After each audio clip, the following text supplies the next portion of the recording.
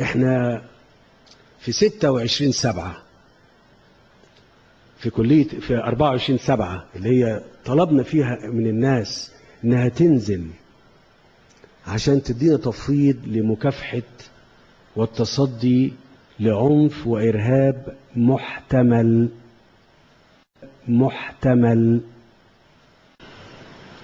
ونزلت الناس يوم 26 عشان تقول لنا أنتم الآن لديكم تفويض من شعب مصر.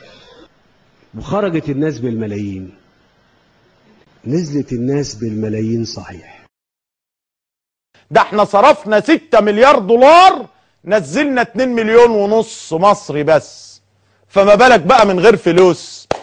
حد هينزل ولا حد هيسأل؟